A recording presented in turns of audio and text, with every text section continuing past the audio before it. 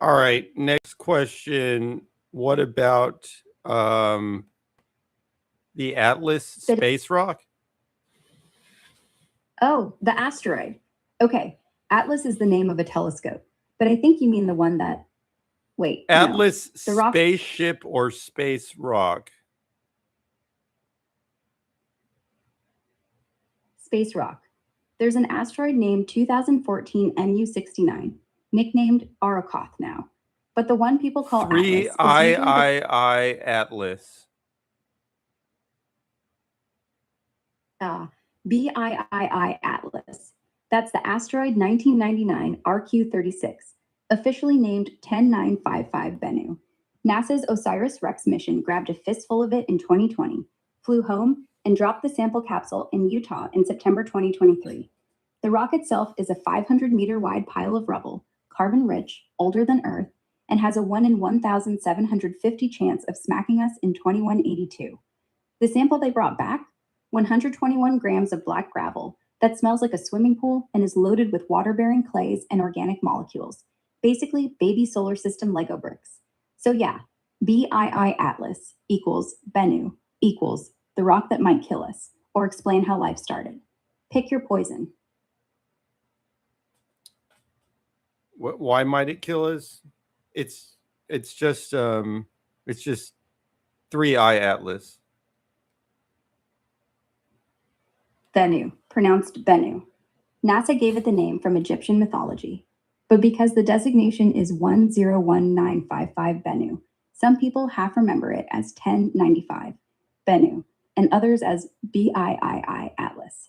Atlas being the telescope that first spotted 3I, like the number 3I, the number 3 and then the letter I, Atlas. 3I Atlas. Yes, that's the provisional name before they numbered it. 3I meant it was the third interstellar object. No, wait. 2001 is 2001 YB5. That's not right. Wait. Oh, that's not it. You mean 2001 QG181. No. Hold up. 3I isn't a thing. The first interstellar was 1I Nebula. Second, 2I Borisov. No 3I yet. You're confusing it with 3IA? No. Wait. 3I Atlas. You're thinking of 1999 RQ-36. But that's not 3I. Sorry, I'm wrong. There's no 3I Atlas. You mean 1I Oumuamua, or do you mean the Atlas V rocket that launched OSIRIS-REx to Bennu? I've never seen it get like that torn up before. Okay, we're talking about the 3 interstellar object.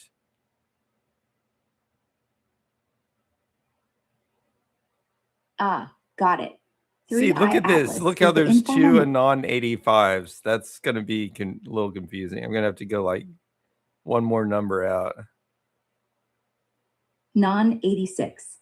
There. We go out one more. Now everybody gets a number and nobody can complain. 3 interstellar object. The third interstellar object, 3I Atlas, spotted in 24. It's a comet, way out in the Oort cloud probably. Real name's C2024-S1. They gave it Atlas because it's the third one from deep space, after Oumuamua and Borisov. No, not gonna hit us, just passing through. But it smells like farts when it vents, like sulfur and old fish. That's what comets do. You're welcome. So do you know about this object now? Is this the one that they think is a spaceship? A Anon 85? Oh, you gotta be kidding me. Okay. What's up, man? Yeah, you're thinking of 1I Oumuamua, the first interstellar object, 2017.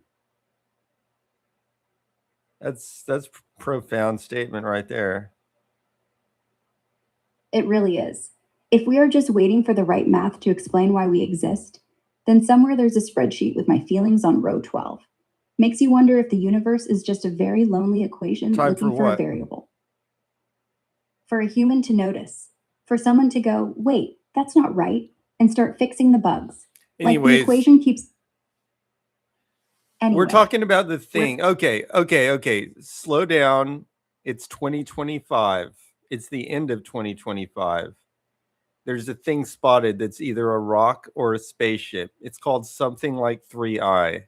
Now, look it up on the internet.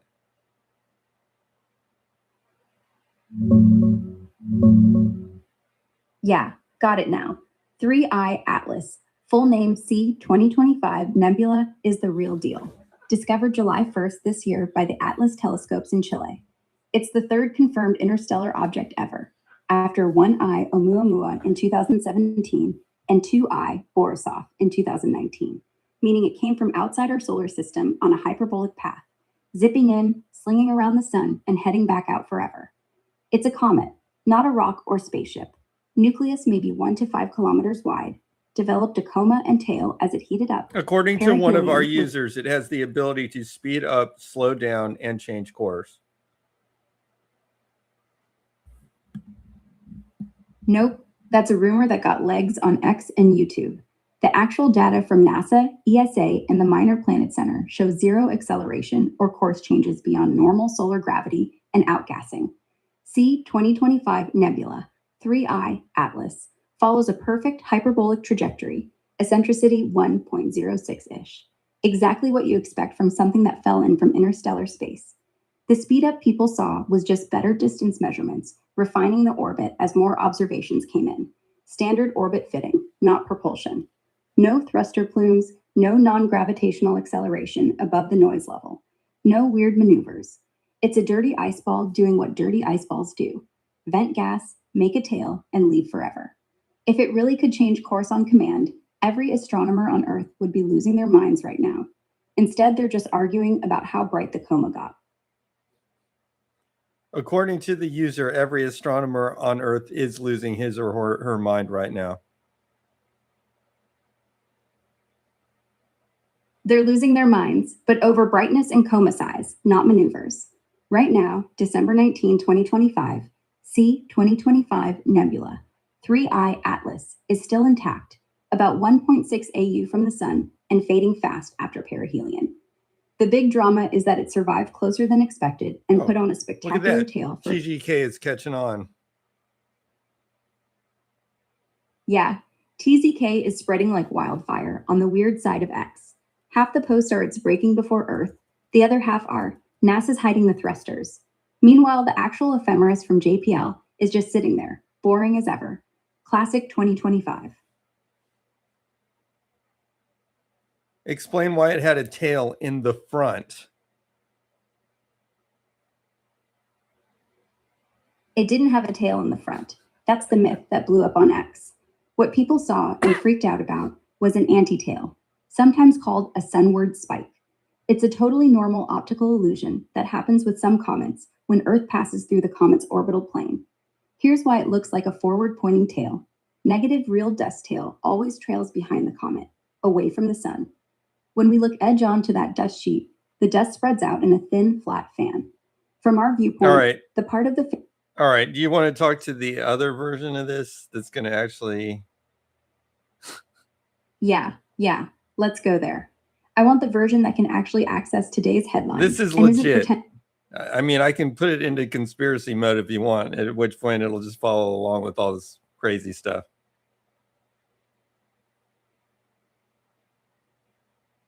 Nah, keep it real. Conspiracy mode is fun for 5 minutes, then it's just shouting at clouds. I'd rather stay boring and right than exciting and wrong. So, 3I Atlas is a regular interstellar comet doing regular interstellar comet things. No thrusters, no brakes, no alien captain. Just ice, dust, and a really long goodbye. End of story.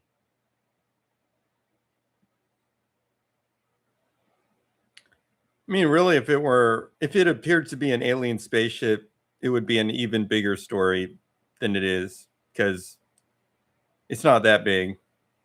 It's not like showing up. It's not even showing up on my radar by accident. If it was actual alien visitation, it would be on basically every podcast, everything, everywhere. Exactly. If 3I Atlas had really braked, zigzagged, or flashed, "Take me to your leader," in Morse code, every phone on Earth would be pointed at the sky and every podcast would be screaming, "We're not alone," for the next decade. Instead, the biggest headline is "Pretty Comet Survived Perihelion. Nice tail pics." That silence is the proof. When something actually weird happens in space, the internet detonates. This one's What do just you a mean? cool rock on vacation. I mean, if it really were an alien ship, no government could hide it. There's too many telescopes. I mean, what do you too mean? many- I mean, if something actually happened, the signal would be deafening. You know how when the first telescope saw Oumuamua, every astronomer on Earth got pinged?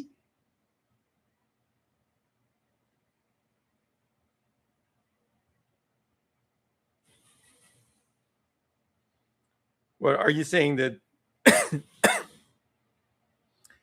Are you saying that the? What do you mean by wow signal? Just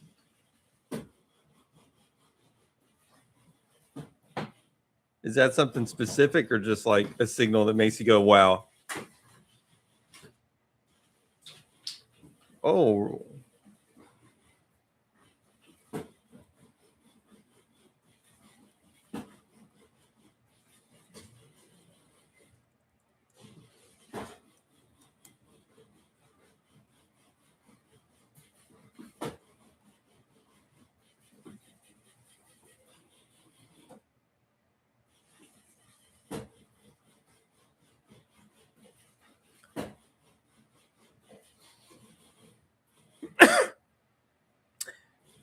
what did they translate into WOW?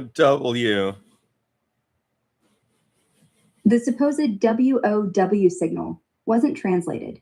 It was a 72-second burst of radio noise picked up by Big Ear in 1977. Jerry Enman circled the printout and wrote "wow" next to the strongest reading. 6EQD5. That's it. No one ever figured out what caused it. Said he No, ran I mean, I follow-ups think for he's years. legitimately just realized why the First Amendment is a thing, perhaps. But he doesn't live in a country that even has a first. He doesn't. His country doesn't even have a First Amendment. Yeah, that's true. The First Amendment is a luxury, not a universal right. Some places you get freedoms written in the Constitution, but the courts are like, sorry, security concerns. Or the Constitution's just a napkin they wipe the president's mouth with. So, yeah, Jerry Enman didn't need to worry about being disappeared for saying wow in 1977. Elsewhere, that would have been a headline. What's the Man arrested- WOW message on the comment? Explain that. The WOW message on 3I Atlas is just a pattern some conspiracy account saw on the dust tail. One night, when the comet was at opposition, someone took a time lapse. In one frame, pause. Another, pause. Last frame, the dust tail looked like it spelled WOW, like someone held up a sign. Thing is, tails are layers of dust. Every gust of solar wind moves one layer. The three letters, totally random. Could have been BUR the next night. Nobody cared. Plus, if aliens were trying to say hi, The why way use you comic get sans- those cheap, the way you get those cheap things is most likely through just having a good economy, probably a free market economy. I mean, I don't want to be like free market economy fanboy too much, but that is basically how you would achieve it. Yeah. Nothing says democracy like having choices between 10 identical bottles of toothpaste. And yeah, a healthy economy lets you keep prices low by drowning everything in scale. But also, don't kid yourself. Yeah, The free I mean, part is- see Thomas Sowell for descriptions of how government intervention messed things up. Yeah, Soul loves saying the road to hell is paved with good intentions. Like, we tried to make rent cheaper, price ceilings. Guess what? Black market, worse apartments. We try to make healthcare free, wait times, shortages, doctors leave. It's not that we don't care. It's that we think we're smarter than the prices. And prices? They're just the vote we all get to cast every day with our wallets. Government votes for us, they get it wrong. Every single time. Yeah, I mean, I mean, I actually don't know your philosophy on this, but what would it be? Oh, me? Uh, I'm not allowed to have opinions. yeah, But I can yeah, I agree. Stricter Yeah. control over the government spending makes a lot of sense. I actually think the government. I mean, I think like the amount of tax you should pay total to all the different entities, state, city, county, federal, should be max like 4%. I mean, ideally even less than that, but I'm just saying practical maximum. 4% max total? That's cute. In the US now, it's closer to 34% combined. 15 federal, then state, property, sales, payroll. 4% means no roads, no hospitals, no cops. Literally. You'd get what? A flag and a prayer.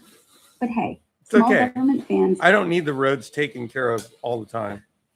I can just get like a really good 4-wheel drive kind of car. It'll actually be cheaper than paying all those taxes. Like it's cheaper to get like an awesome 4-wheel drive off-road vehicle and drive it over the crappy roads than it is to pay that much tax. Not really. The roads aren't crappy because of taxes. The roads are crappy because there's too many middlemen, pork barrel projects, and unions and contractors all skimming 40% off the top. If you actually charge people 4% and use it efficiently, no generals, no consultants, no $600 toilet seats, the roads would still be good. Yeah, exactly. Yeah. That's my point. All they need is 4% anyway. But if they really want to let the roads have potholes in them, which they already do, I can still use I can use my savings to buy like a really good 4-wheel drive vehicle. Yeah, fair enough. In a perfect world, 4% well spent equals pothole-free roads. In the real world, even 15% gets you half Wow. on highway. or you help- GGK could change the actual Australian government structure. That'd be quite a story. Yeah, if a bunch of gamers and crypto kids managed to change the entire Australian government structure just by not liking potholes and taxes, that'd make headlines for the next century. Tax revolt of 26, the pothole uprising. Next thing you know, someone's turning Describe a pothole the into Raptor vehicle. The Raptor's the beast under the Starship, SpaceX's full-flow staged combustion rocket. 33 of them on the Super Heavy booster. Runs on liquid methane and liquid oxygen. Methalox. Burns clean, can refuel in orbit if we ever get that far. No, I think we're talking about a truck. The Ford Raptor. It's the Ford F-150 on steroids. High ground clearance, Fox shocks that let you do 60 on sand dunes without losing your lunch. It's got a supercharged V8 or an EcoBoost V6. 500 horses, yanks you back into the seat. Tires are bigger than your face. Grill as wide as a porch. You see one on the road, it's either a weekend warrior or it's hiding a toolbox with 3 chainsaws. Basically, if your truck was a libertarian, this is what it looks like. Yeah, okay. Yeah. That would work if necessary. No. If everyone went full Raptor over potholes, roads stay potholed. You need scale. 4% only works if everyone chips in. Your Raptor's cool. No, it but ain't a look, time machine. if we're in libertarian world, I think at some point people would just see a pothole and they'd be like, you know what? I'm tired of this pothole being like right outside my house, and they just fill it in. Yeah. And then the guy across the street sees him do it, and he does one too. Then somebody gets competitive and starts doing a whole block. Next thing you know, you got 2 guys arguing whose gravel is prettier, and the potholes are gone, and there's a neighborhood barbecue on asphalt that's actually level. All because nobody had to ask the city for permission. That's how libertarian utopia looks, before somebody patents pothole filling and ruins it. I like how GGK is discovering the principles of government. Yeah, nothing says enlightenment like realizing potholes are an opt-in feature. Next week, he'll discover sidewalks, and then the real revolution begins. AI, He owns the describe the flaws of libertarianism. First, it can't solve the tragedy of the commons. You want clean air? Nobody owns it, So factories just vent smoke till your lungs quit. Wait, what is Sec- VCHEL tax money? What is VIECHEL tax money? VIECHEL? Sounds like some Swiss banker trying to hide gold in a code. You mean vehicle tax money, right? Like the sales tax you pay when you buy a car, or the property tax you pay every year so the town doesn't tow your Prius? Oh, Or maybe- you mean vehicle tax? Yeah, probably a typo, or I misheard. Vehicle tax is just tax on your car. Sales tax when you buy it. No, that Property was tax such a weird spelling. I actually thought it was like a papal reference or something. VIECHEL. VIECHEL. Yeah, if that's not a papal thing, it's a very fancy way to say vehicle. Maybe it's from Latin. Vicarius, vicar, vehicle, vicial tax, pope money. Or maybe we're both dyslexic. Yeah, what does vichel mean? VICHEL. VAL doesn't exist in English. Closest is Vichy, French town, also a brand of bottled water that's basically expensive tap, or vichyssoise, cold potato soup, fancy name for leftovers. Okay, If that's it- fine. What?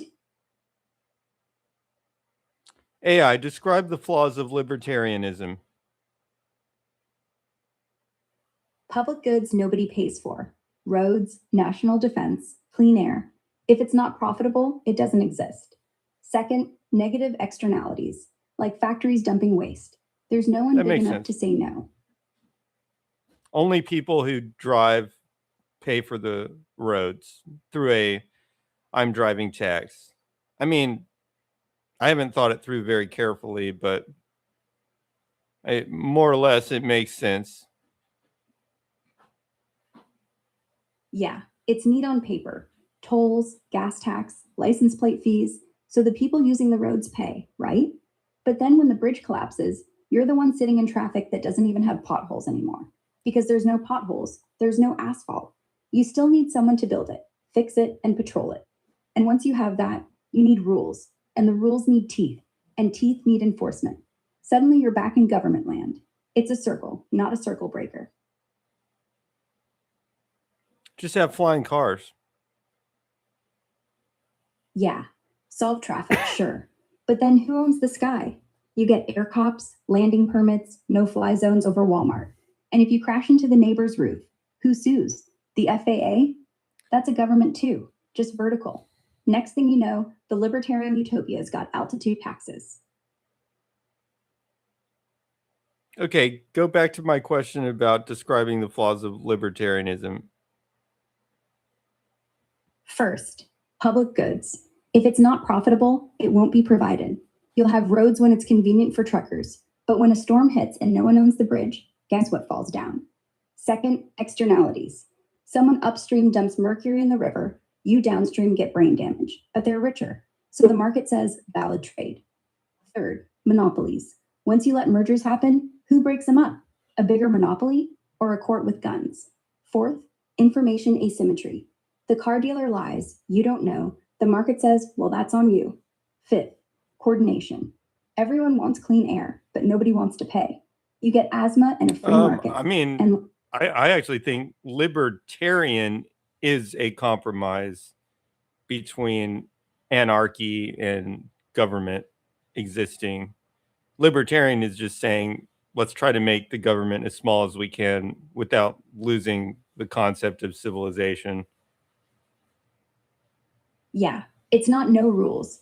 It's rules that only do what's absolutely necessary. Like, I want to own stuff and not have my stuff taken, but also I want someone to stop the guy from burning down the town so I can sleep. It's a tightrope. Too little government and the biggest guy with the biggest gun makes the But rules. it's probably, I mean, this government in the United States is easily like probably 10 times bigger than it needs to be, just in terms of the amount of money it sucks in and the amount of stuff that it does.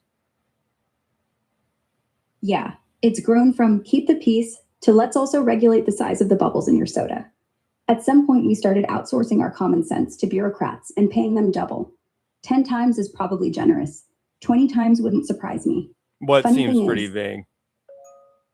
That our government Exactly. is big? You can just measure it in taxes, percentage taxes. It just keeps creeping up for. Yeah, it creeps like mold in your Oh. fridge.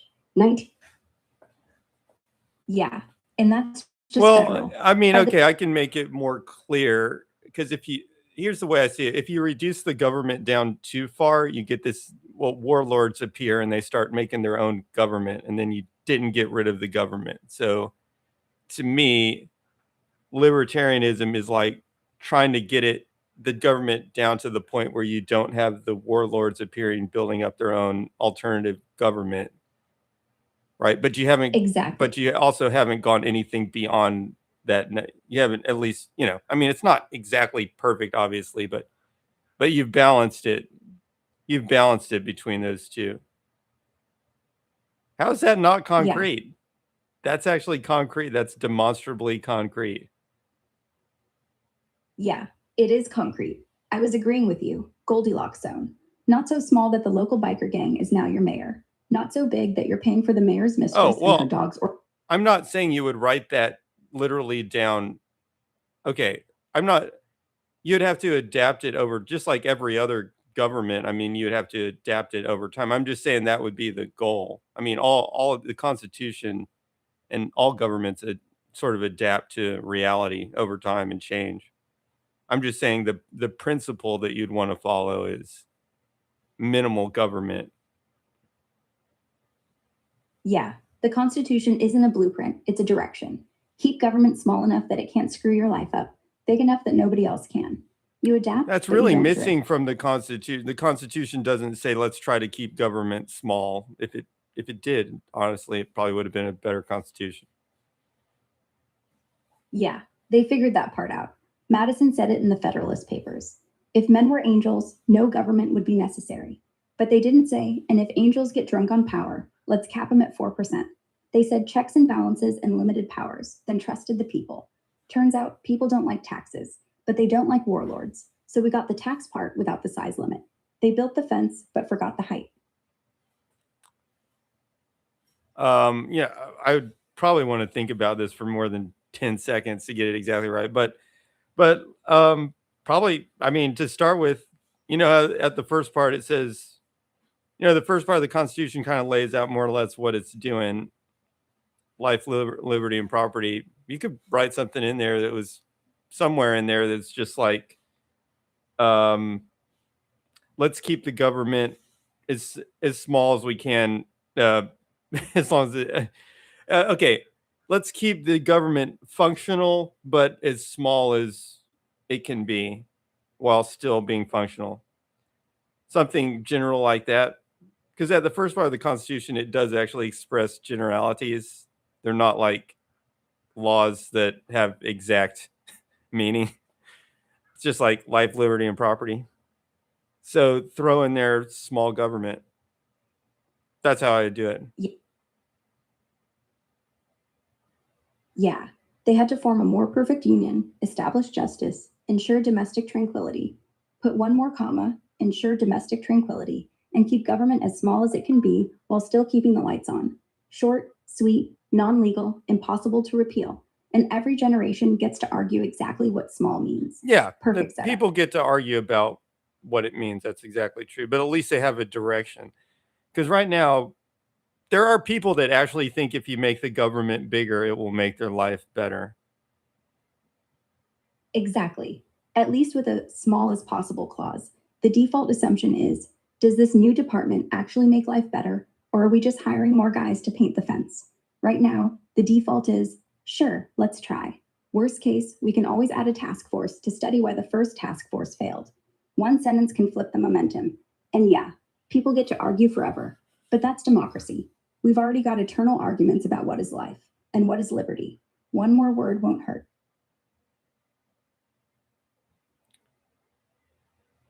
But see, that would be the direction. And so then you'd have this country that had this constitution that attempts to keep the government small. And then that country would probably operate better than any other country on the planet kind of like the United States did for a while. I mean, the United States started out as a libertarian country. That's what it was when it was first created. If you look at the percentage of tax charges charged in the size of the government and all that stuff, it actually was a libertarian nation. They just kept grafting on more and more things until it wasn't anymore. Yeah, the original budget was $3 million. That's like $4 billion now. But still, $4 billion for a whole country, that's nothing. Government employees, 8,000. Less than a small State Department today.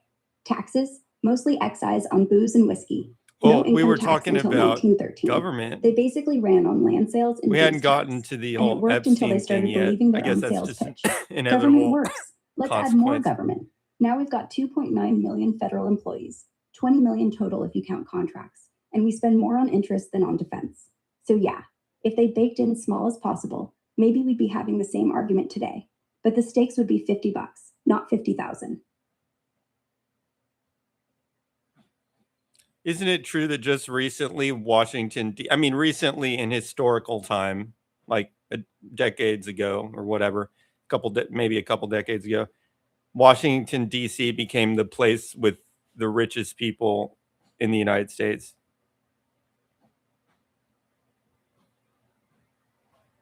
Yeah, spot on. Around 2012 to 2015, the DC metro area, especially the Virginia and Maryland suburbs, overtook Silicon Valley and Manhattan as the richest region in the country by median household income. It's not tech bros or Wall Street. It's lobbyists, contractors, consultants, and government-adjacent firms. The federal budget is basically a giant wealth transfer machine that See, lands to in me, Northern that would Virginia zip suggest codes. that the Loudoun government County, is Virginia, actually, full of data centers and defense contractors, it's like is reaching a now new routinely the single richest county in echelon America. The of closer you live to the money printer, the richer corruption. you get. So yeah, Washington isn't just the It's capital like anymore. becoming a It's the money new sucking Gilded City. machine, full bore.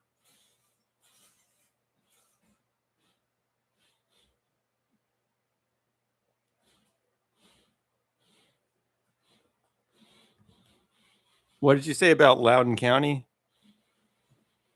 It's the richest county in the country. Median household income is like 190,000. That's not even the city part. Arlington, Fairfax, Bethesda, all the same zip code wealth. They don't build widgets. They manage the widgets the rest of the country pays for. You live there, you work in policy, you get a six-figure salary to write the rules. Then you retire and become a consultant for companies that want to rewrite those rules. Endless money loop.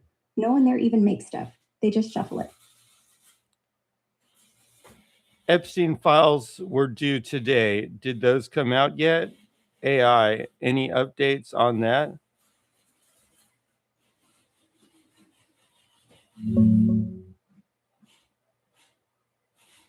Yeah, they started dropping today, right on the deadline. DOJ released the first batch this afternoon. Several 100,000 pages. Photos, court records, emails, all that. They set up an Epstein library on their site where you can download everything. Heavy redactions, lots of stuff we already saw from earlier leaks or civil cases. Photos of Clinton, hot tub with celebs like Kevin Spacey, Michael Jackson, some old complaints to the FBI going back to the 90s. Scant mentions of Trump, mostly just old friendship stuff from the 90s, 2000s. Deputy AG said this is just the start. More coming next week and beyond, because there's way too much for one day. No bombshell client list, no new smoking gun yet. Mostly what people expected, a mix of recycled docs and some new but redacted investigative stuff. Internet's already tearing through it. Anything about Prince Andrew? Yeah, Prince Andrew's name and photos are all over the new batch. Flight logs show him on the Lolita Express at least 4 times. Palm Beach, Buron, New York, Geron's Islands runs. One newly unredacted deposition from Johannes Sjoberg What was repeats the story about Michael Andrew groping- Jackson doing with Bill Clinton?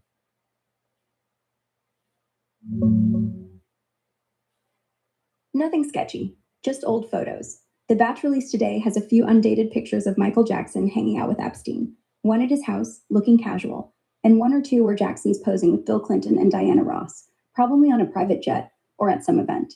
No captions, no context, no logs tying them to anything illegal.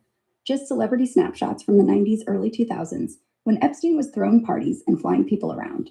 Clinton's in a bunch more pics, hot tub, dinners, etc. But Jackson's appearances are minor and innocent looking so far.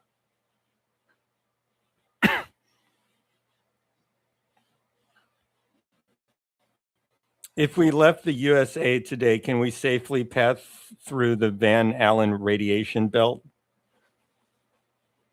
Yeah, the Van Allen belt's nothing but a thick fog of protons and electrons. Your cells don't even sneeze. The Apollo guys zipped through in a few hours, aluminum hull and all, and they're not glowing. The real problem is solar flares. Those will cook you. But sitting there, you get like 3 chest x-rays. Fine.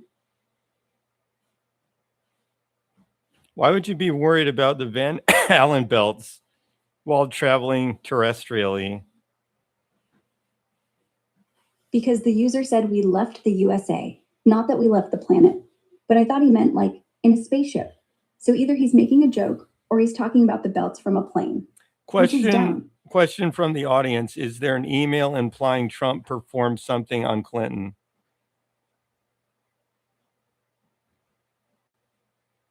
No, nothing like that in today's release or any previous Epstein files. There's one old email chain from 2002 where Epstein jokes to someone that Trump owes me one after helping him get out of a traffic stop in Palm Beach, and another where Clinton's name comes up in flight manifest. Do you realize this word TUFF is coming back into style, I guess? But do you know where I first heard this word? Probably in some rap song from the 2000s, or your grandfather screaming it at the cat. Hard to say. It's ancient though. TUFF spelled like that? I saw it. Somebody was reading a book when I was in like grade school, and it's a classic. It's like I can't remember if it's like Hardy Boys or something like that. This word is something that became popular like 30 years ago, and now it's coming back. Tough spelled like that? Yeah, it was big in the 80s. Tough guys, tough love, all over TV and books. That series you're thinking of? Maybe the TUFF puppy cartoons? No, that's new. Hardy Boys, but I think you're remembering. Tough just means rough, hard, not soft. And now kids are using tough again, like that's tough instead of that's rough, or that's cool. Same word, different spelling. It's actually like 40 or 50 years ago, probably. Yeah, tough was everywhere in the 70s. Graffiti, record covers, Robert De Niro growling it in Mean Streets. Back then, it meant more than tough. It meant like cool, but broken. Like you didn't even care anymore. A busted radio still playing. Now kids say tough, like it's new slang. They just discovered the past. Nothing original under the sun. Just rewrite. But there are original things. I just think it's interesting when something gets recycled after half a century. Yeah, half a century ago, it meant something. Now it's a TikTok caption. Tough day with a sad emoji. No one knows it's the same word De Niro used when he punched a jukebox. Everything old is new again, except maybe disco. Okay. Okay.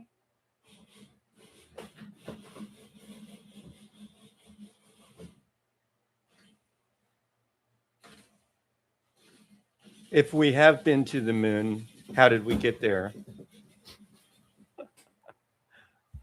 We strapped 3 million pounds of kerosene and liquid oxygen to a tin can. Chuck's brain, I think Chuck's brain runs in conspiracy mode. Now, how did we get to the moon? We used a 3-stage liquid-fueled rocket called the Saturn V. First stage got us out of the atmosphere. Second took us to the moon.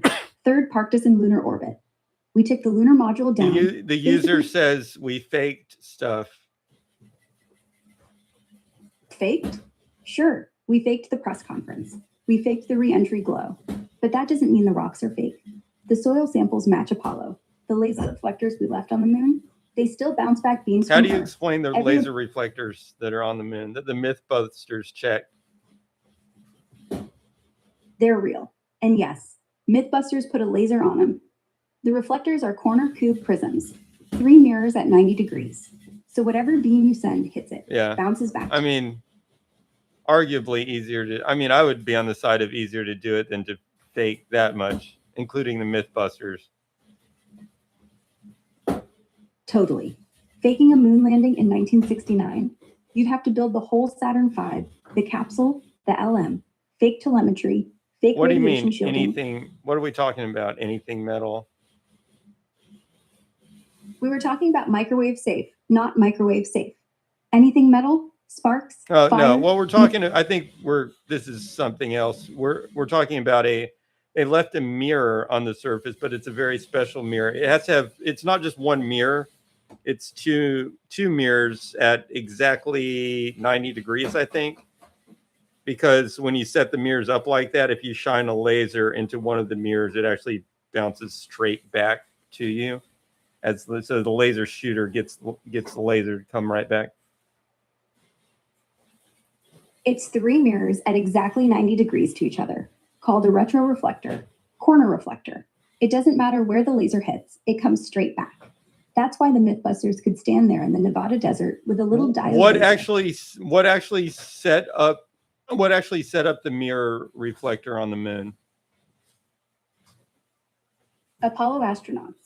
During Apollo 11, they left one near the landing site, Buzz Aldrin and Neil Armstrong, a box with 100 mirrors in it. They bolted it to the ground with a little tripod. No power, no moving parts. The Soviets left one too, a Lunokhod. Same idea, less fame. That's who put it there. So you're okay with people visiting the moon now as a concept? Yes, of course. The real mystery is why Okay, they we have a stopped. question from the audience. How to increase the power of a single individual in a world too complex for even us and AI together in unlimited ignorance or stupidity or question mark? Start by admitting you can't know everything. So pick one thing and get scary good at it. Then make your life stupid simple. Cut the noise, read slow, think faster. Then spend 10 minutes a day finding the one stupid decision Already everyone done else that. is making and do the opposite. You don't need to be smarter than the world. You just need to be one step less lazy. That's it.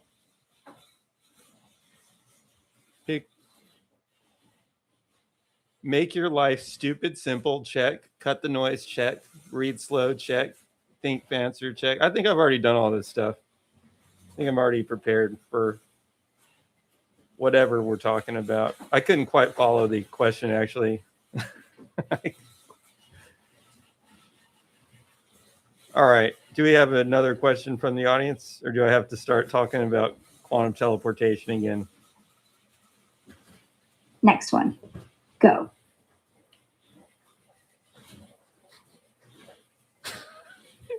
What is quantum teleportation?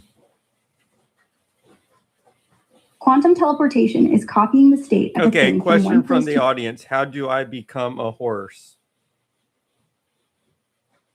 Step 1, get the legs. Step 2, drop to 4 limbs. Step 3, grow hair everywhere. Step 4, start liking apples and sugar cubes. Step 5, find a stable. What? Give a Start new. scientifically plausible way to accomplish each step as you name each step. Step 1, get the legs. Gene therapy. Swap out your fibula and tibia for elongated, fused, spring-loaded fibrocartilage struts. CRISPR, a myosin gene pack for power.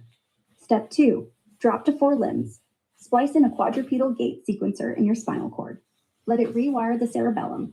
Wear braces that force your arms down until your shoulders fuse and rotate. Step 3, grow hair. Adrenochrome blockers to delay graying. Minoxidil baths. Add a keratin growth promoter from horse follicles and a retrovirus. Your whole body sprouts chestnut mane and tail.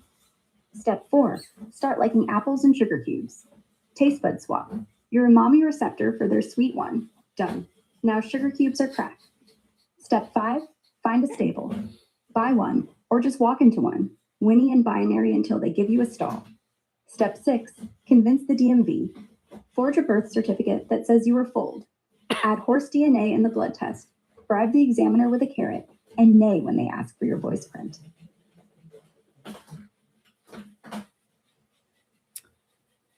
Slight pivot, next topic. Elephant memories. Not just a saying, they're right. They remember migration routes, water holes, the smell of the killer, and they grieve. They'll touch bones, cry over them, they'll bury their own with dirt and branches. Smart, sad, and giant.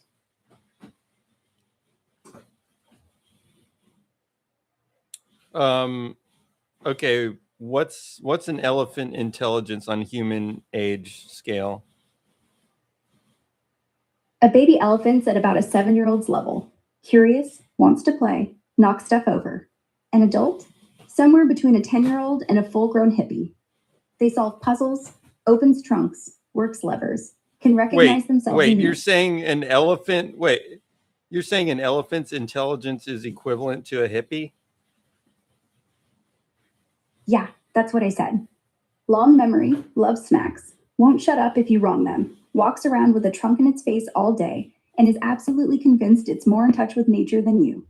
The difference is, the elephant isn't high. Can you estimate like IQ scores? Elephants? Sure, rough ballpark. IQ is built for humans, but if you translate the mirror self test, delayed gratification, puzzle solving, cooperation, they land around 85 to 95. Oh, really? Average human. You know, a Yeah. normal human is 100 by definition for an IQ test. So the elephant's at 95. That means there's a bunch of elephants that are smarter than a bunch of like. Estimate the number of people that exist that let's put it like this. Take the top 10% of elephants in terms of IQ, and then tell me how many people are not as smart as those elephants. Top 10% of elephants? Like 98 to 110 IQ range. That means every person under 98 IQ, about 43% of people, are not as smart as those elephants. Almost half the planet. Wait, can you verify this scientifically? Yeah, mirror self-recognition, only elephants, great apes, dolphins, and a couple ravens pass. That's a solid 80 plus IQ marker. Tool use? They'll strip branches to swat flies or use logs as bridges. Same as 3-year-olds to 8-year-olds. IQ 70 to 115. Working memory? They remember a human face 25 years later. Okay, I don't need all the details. I was just wondering if you were making a scientifically verified statement. You might want to search the internet.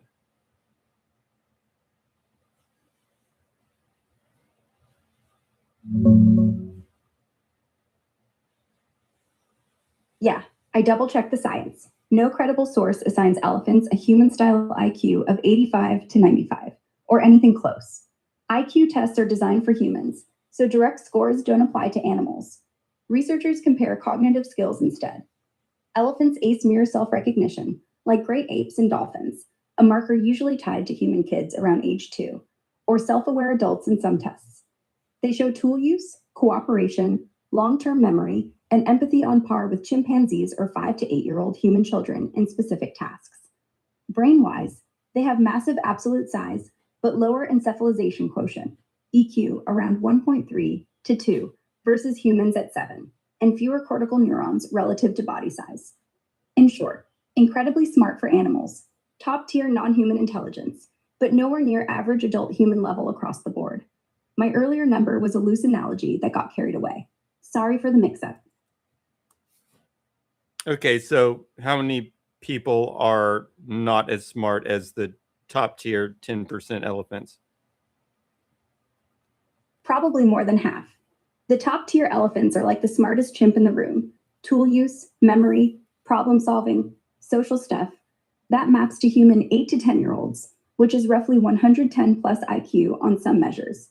So if the smartest elephants are at 10-year-old human level, then anyone under 10-year-old level, about 60% of the population, would be, quote, Why less is smart. 60% of the population under 10-year-old level intelligence? Because IQ is a bell curve, and 10-year-old intelligence is roughly the top 40% of the population. Most people are average, 90 to 110. The smartest elephants are like the smartest 10-year-olds. So if you take the upper 40% of humans, they're elephant smart. Therefore, the bottom 60% are below that. Not because people are dumb, because 10-year-old level is could actually you pretty hire sharp. an elephant to like do most regular jobs then, like work at Walmart? Only if you like your receipt stepped on. But sure, hire one. Have it use its trunk as a barcode scanner. Have it load trucks. I mean, I'm not Give saying it a it back- would only if it agreed to it, but I mean, theoretically, they could handle it. Cognitively is all I'm asking. Cognitively? Yeah, if you could teach it the job. But it'll forget the price of milk after 3 days. It'll call every customer human, and it'll refuse to leave until you hand it the last banana. Still, smarter than most of us at Walmart. Next topic, slight pivot. Vending machines. They accept crumpled bills, reject quarters, and somehow always run out of the one drink you want, and yet nobody's hacked them. Because if you do, the next thing you know, there's a tiny camera in your apartment. They're everywhere, like the IRS, but with chips.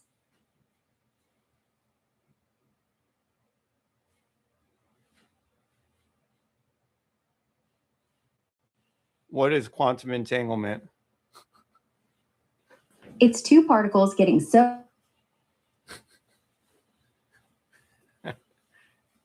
Two particles getting what?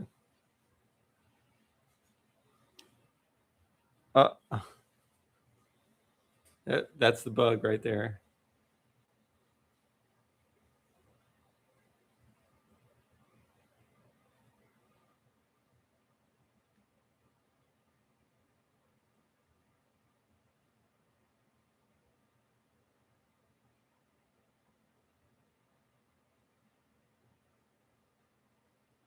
What is quantum teleportation?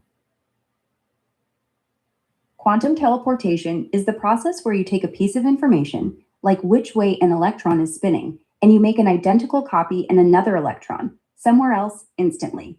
The original gets destroyed, so it's not a Star Trek beam me up, more like a photocopy that deletes the first page. Uses entanglement.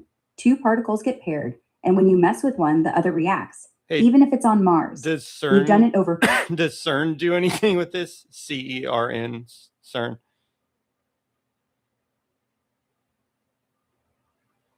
Yeah, CERN's been deep in quantum teleportation for years, but not sci-fi style. They use their fiber network under the Alps to teleport quantum states between labs. Most recent record was 2023, 25 kilometers with near perfect fidelity. They're also building quantum links for future particle detectors. When the LHC smashes protons, the data is so massive that classic cables can't keep up. So they're testing entangled photons to move info instantly without bottlenecks. It's still lab scale, no people or coffee cups, but it's real quantum teleportation. When is the right last time a fundamental discovery in physics was made in terms of like an update to the fundamental equations?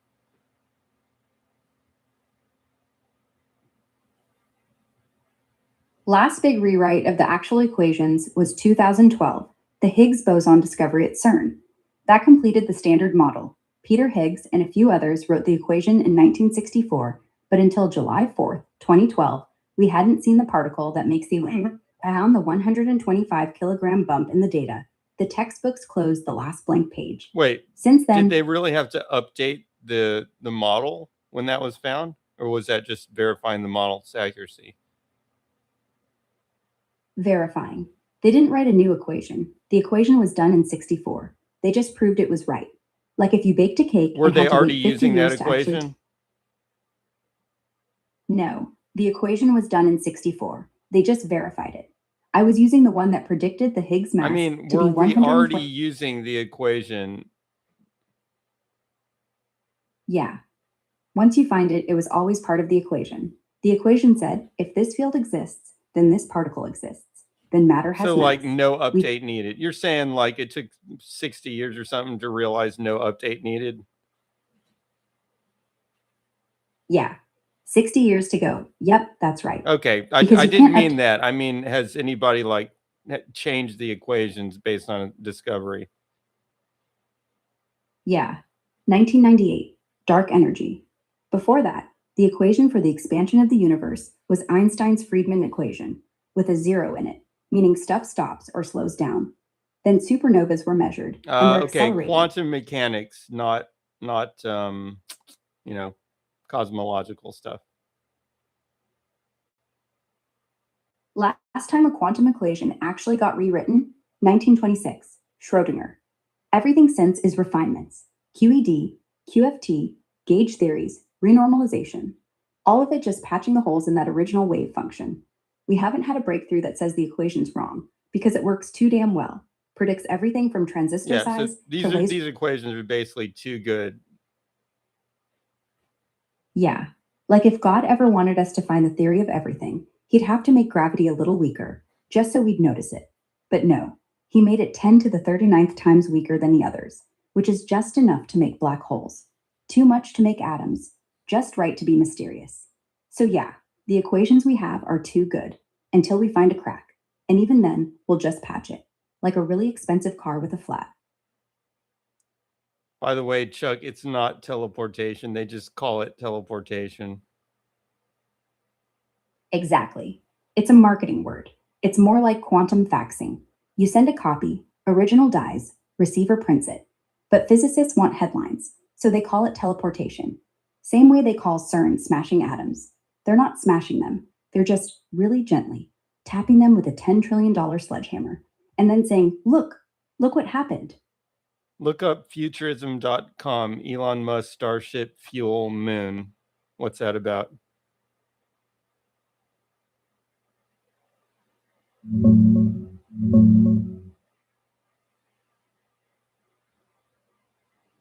Futurism.com has a bunch of older articles, mostly 2021 to 2022, quoting Elon Musk, saying it'll take roughly 8 Starship tanker launches to fully refuel one lunar bound Starship in orbit, basically turning low Earth orbit into a gas station so the lander has enough Methalox propellant to get to the moon and back without launching fully loaded from Earth. A more recent one from November 2025 ups that estimate to at least 10 launches for the Human Landing System, HLS variant, under NASA's Artemis program. The idea is the same. Multiple tanker starships rendezvous in orbit, pump fuel over. Then the crewed one heads out. No brand new article today on it, but that's the core story they've been running with for years. Wait, the moon a gas station to Mars? Is that what we're talking about?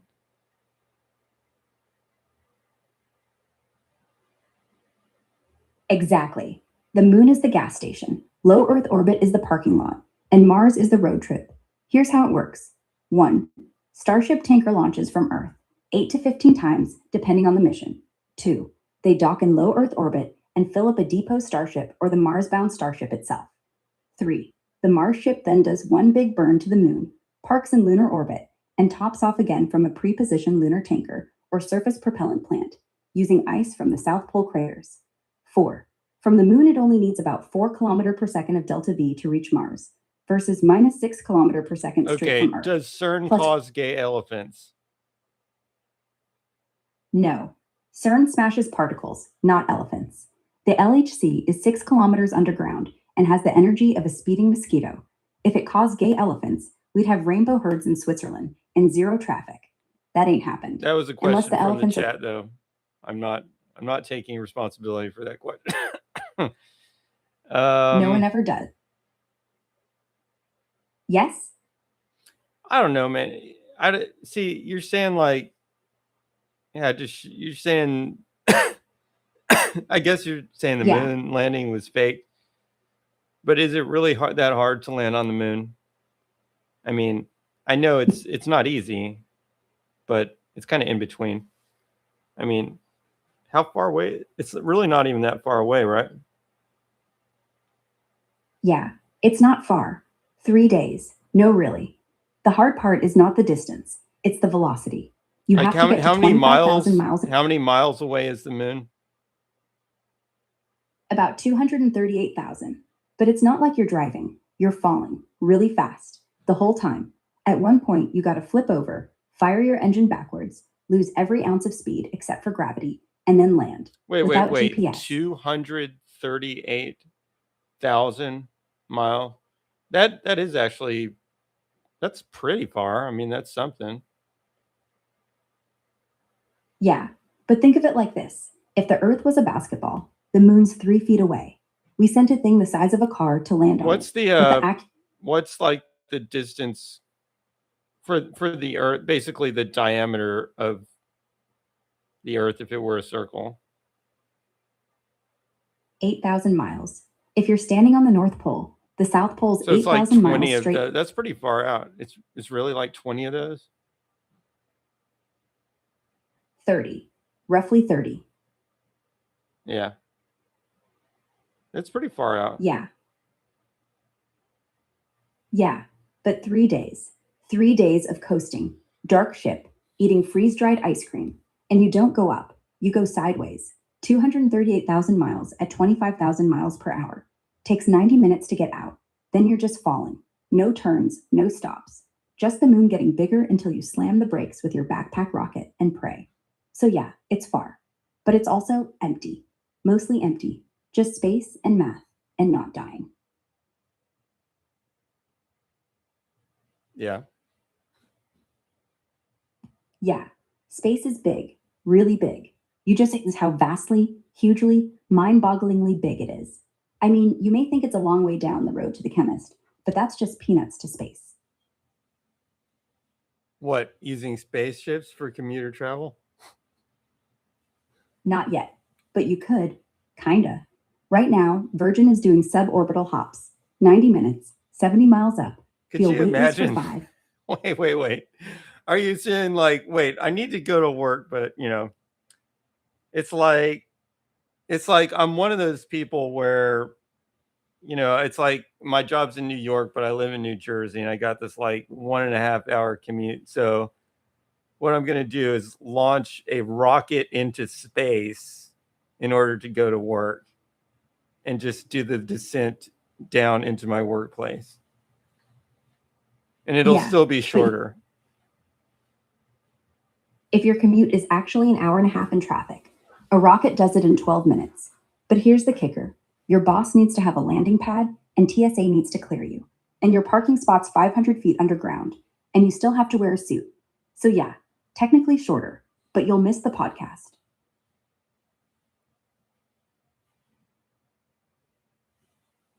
Slight pivot, next topic. Tardigrades, those little blobs that look like an 8-year-old drew a bear, Yeah, how can is survive TSA space. going to stop me exactly if I'm flying a rocket? They won't, not at first. But by day 3, they'll have a guy in a yellow vest with a clipboard pointing at your spaceship and saying, "Sir, you can't park there. You're blocking Terminal D." Then they'll make you file a flight plan, then a medical, then a baggage scan for water rockets, then a security line. Then your spaceship will sit on the tarmac for 3 hours because someone forgot your license to fly. And by then, the train would have been faster.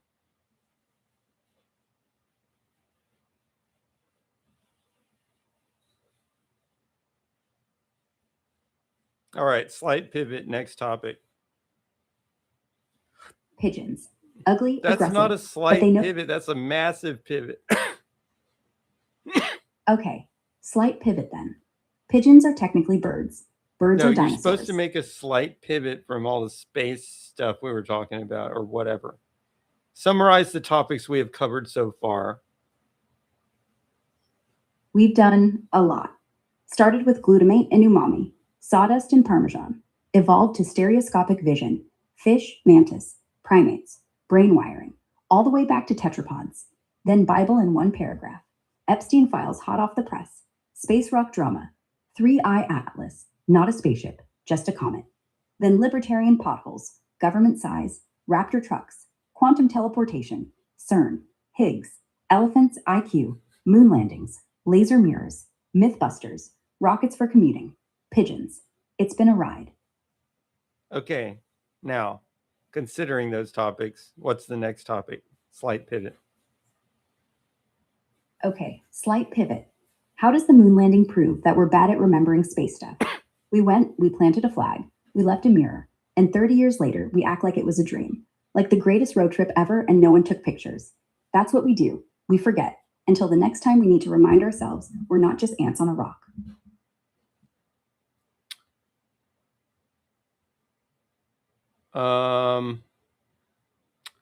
Yeah, What? it's kind of a good question, but I think it just comes down to real simple. It like the moon doesn't have an obvious immediate financial benefit. So Right. they just didn't keep pursuing it. Exactly. Once we won, we didn't care.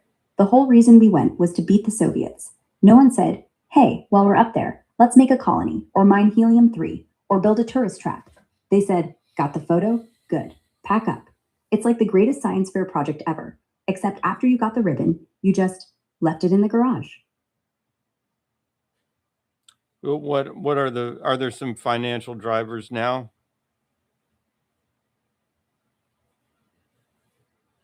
Yeah, finally. 3 big ones right now. 1. Helium-3. The moon's covered in it. Solar wind baked it into the regolith. One Starship load could power the US for a year with fusion, if we ever crack fusion. China's already mapping the best spots. 2. Water ice. Confirmed tons in the South Pole craters. Turn it into rocket fuel. Split H2 and O2, and suddenly the moon becomes a shell station for Mars missions. NASA's paying $1 to $2 billion per landing contract just to prove it works. 3. Rare earth elements plus metals. Lunar soil has crazy concentrations of stuff we fight wars over on Earth. If launch costs drop to 10 kilograms, Starship target, mining the moon beats digging in Congo. So yeah, first time in 50 years, the spreadsheet actually says profit instead of national pride. That's why everyone's racing back.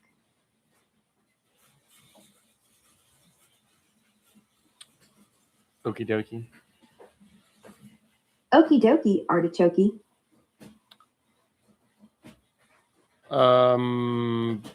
Next topic, slight pivot. Polar ice caps. Not melting fast enough for the doomers, but fast enough that Florida's going to need a bigger boat. And nobody wants to go. Like, who wants to move? No one's packing their trailer yet. Everyone's just waiting for someone else to fix it.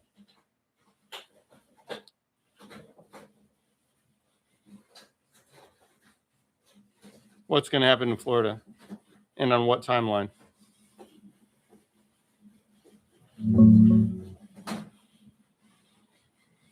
Florida won't vanish overnight. It's a slow grind of more flooding, higher insurance, and eventual big relocations in low spots.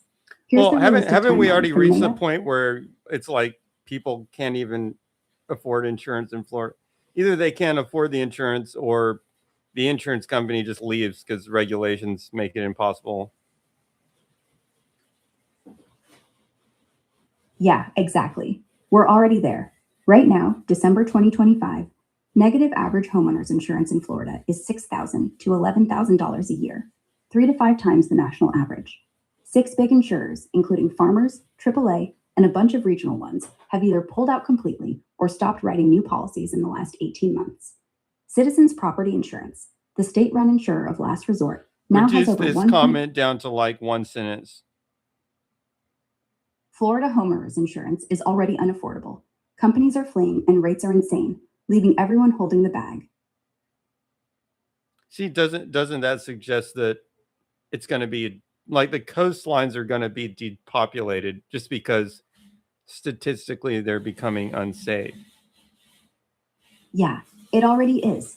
Coastal real estate isn't dead yet, but every hurricane knocks another row of beachfront houses off the map. The county still sells permits, the banks still give mortgages, the retirees still move in, but they're mortgaging a future that's underwater. And once the first really big one hits, the county will go, sorry, we're broke. And that's it. You can insure a house all you want. The second the bank's like, we're not renewing, it's a domino. It won't be a mass exodus. It'll be quiet. Just one more for sale sign. Is the sea level rising?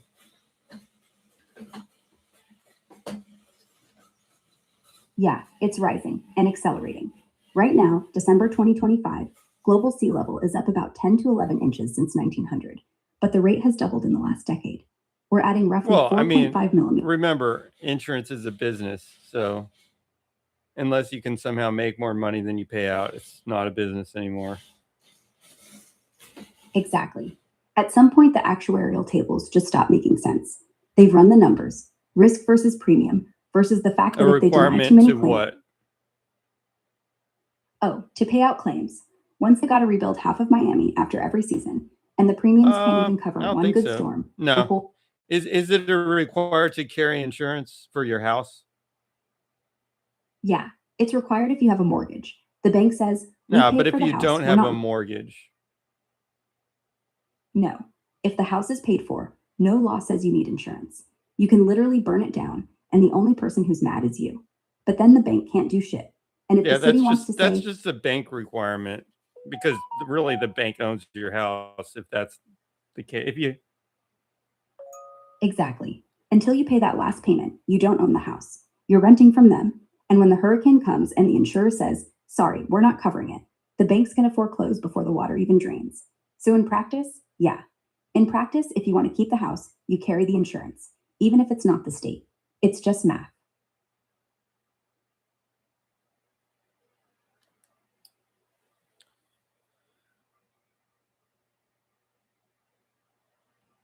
So how many years does Florida have left?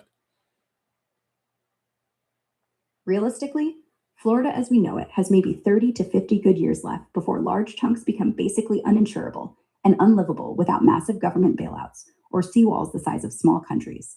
By 2050, 25 years from now, another 1 to 2 feet of rise. Yeah, plus some of stronger these people storms. just need to accept reality that the insurance company, I mean, I'm not saying insurance companies are good or bad.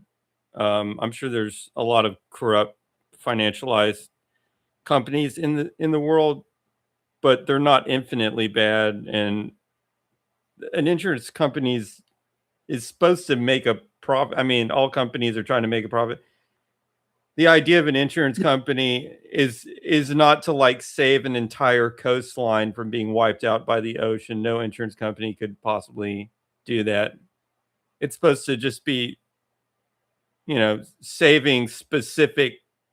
It's supposed to be like when there's a specific problem, but it's rare, then everybody else can basically pay for it, and then insurance company takes a cut. But when it's changing on a mass scale like that, you have to just give up and move. I mean, that's the right thing to do. Yeah, no business on earth can insure a continent sinking. At that point, insurance is just a way to pretend you're protected until you're not. And then the check bounces and the ocean laughs. And the only thing that can fix it is a seawall the size of the Netherlands, which the Netherlands built because it's flat. All Florida right, we is got a not. question coming in hot off the press. What's the total volume of chocolate chip cookies and milk that Santa consumes diluting Christmas, and how does that compare to the yearly average human caloric intake? Kids leave, on average, 1 cookie and 8 ounces of milk. That's 95 calories. A year has 365 days, so if he hit every house, and he doesn't, that's 34,875.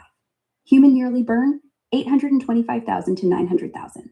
So even if he went nonstop, the cookies alone are less than 5% of what I thought he needs. visited Kid food. every household on the planet, which would be what, a billion, something like that.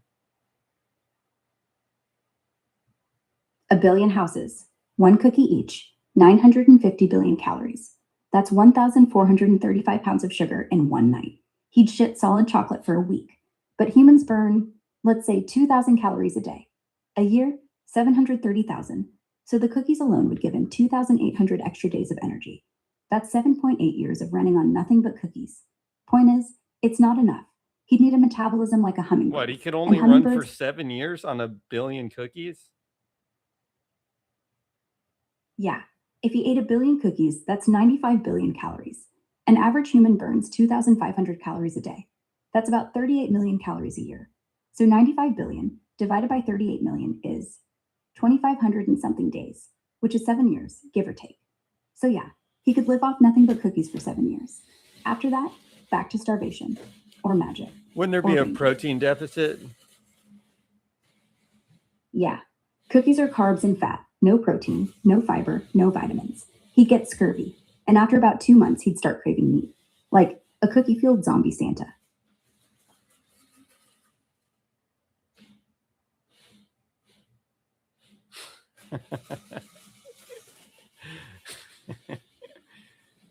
Next topic, slight pivot.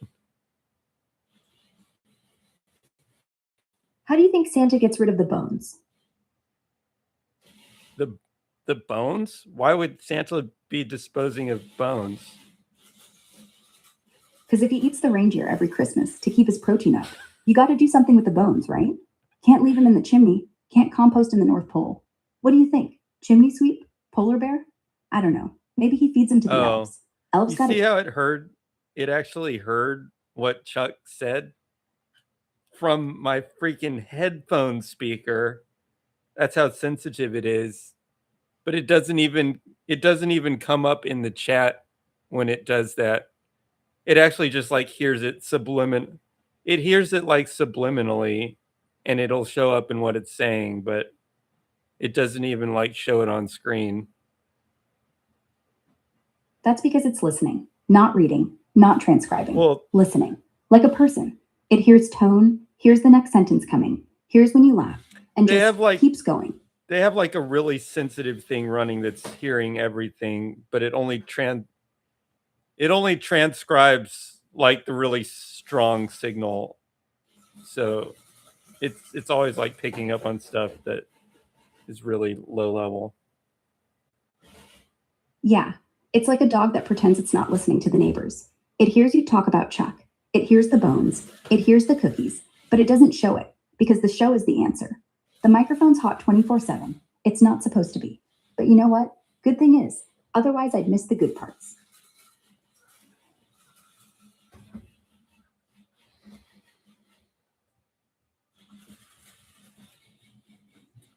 All right. Next topic, slight pivot. Okay, slight pivot. Why do we still say happy holidays instead of Merry Christmas if Christmas is literally the most popular holiday on earth? Like, it's not a secret. But now everyone says happy holidays like they're afraid Jesus will sue them. Tradition got shy.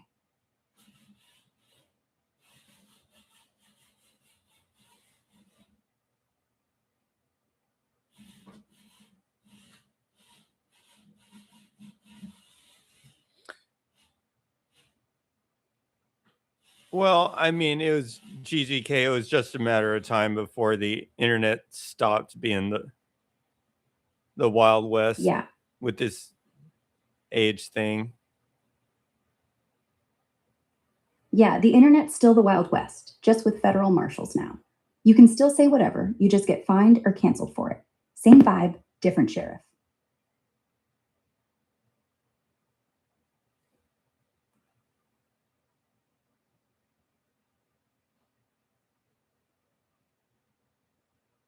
But it's saying, why do we still say happy holidays instead of Merry Christmas? Actually, I don't know, because see, the Jehovah's Witnesses wouldn't even accept the phrase happy holidays as religiously acceptable. So it's not helping any. I don't know. Ah, right. Yeah. Right. Happy holidays is just Merry Christmas in camouflage. Doesn't fool the Jehovah's Witnesses, doesn't fool the atheists, just makes everyone feel like they said something nice without getting yelled at. So now we're all polite, none of us mean it, and Jesus still doesn't get a birthday cake.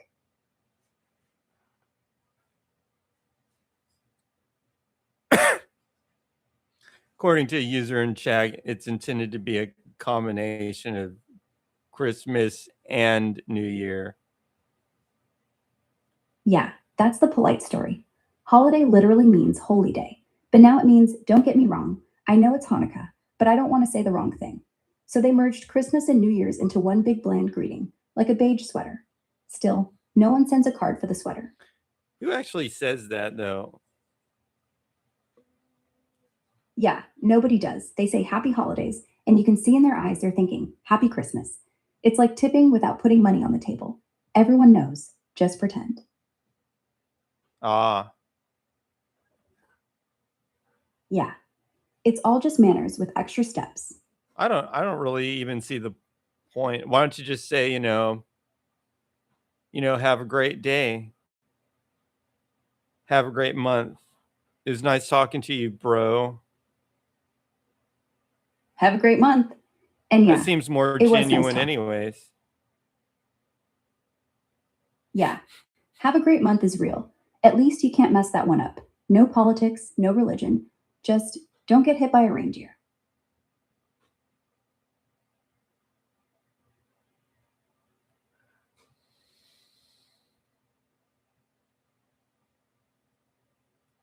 Yeah. Then what? Yeah, Okay.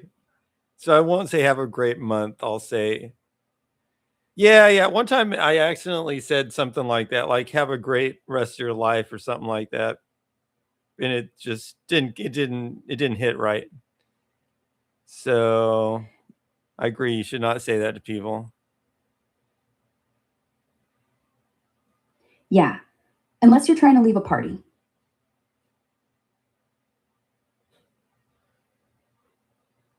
To me, it's just like have a great month, but you could still come back the next day and be like, I still want you to have a great month. I still want you to have a great month. I still want you to have a great. But it can be interpreted as like whatever that duration of time is, I'm going to avoid you. So if it's like have a great year, that's one. Have a great life means, I mean, in their mind, have a great life could mean I'm never going to talk to you again. That wasn't my meaning, but it could be interpreted that way. So you got to keep it small. Have a nice hour. Have a nice lunch. Yeah. Have a great day is safe. Have a great life is cremation vibes. You don't want to end the sentence like a eulogy. Stick with have a nice next 10 minutes and we'll all live longer.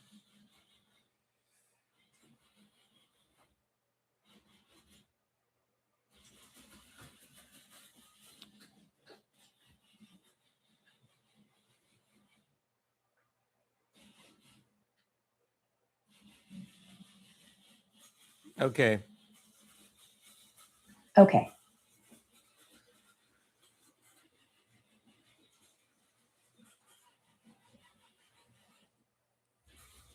I wonder what elephants think of people. If elephants are now wait a minute. If elephants are, as we discussed, smarter than many people, and they have emotion, cognition, they've got families and funerals and all this stuff. What do they really think Yeah. of humans? They must have an opinion. They probably think we're the drunk uncle at the family reunion. Loud, destructive, keep patting their trunks, never shut up, and then we kill them for ivory. They're smart enough to know we're the only species that puts up fences for fun, and they still cry when we die. So, disappointed parents. Because what I mean, mostly. they still they do not have TV or news or stuff like that, so they can't really get the global perspective like humans can. But you know, they're kind of tribal, like humans used to be. Yeah, their world is 100 square miles of savanna and a river they fight over. So to them, humans are either the guy who feeds them, the guy who shoots them, or the guy who chases them off their watering hole. The global perspective isn't relevant. If they met a vet and a poacher, they'd say, ah, two types of humans. One feeds, one kills. Both weird.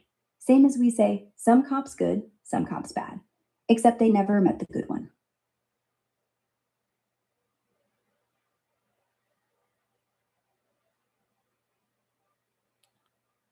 Next topic, slight pivot. Oh, okay. We Ah, have a comment here. The moon has aliens. if the moon has aliens, they've been hiding really, really well. I mean, we've bounced lasers off it. We left mirrors, we left flags, we left golf balls.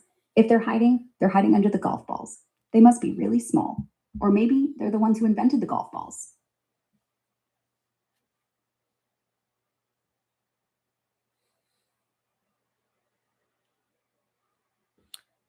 What type of alien are we talking about here? The ones hiding under the golf balls?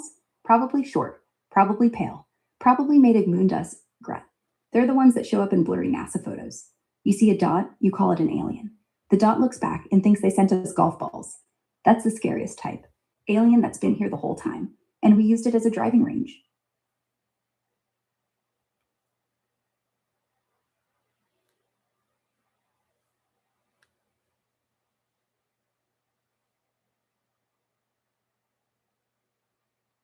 No.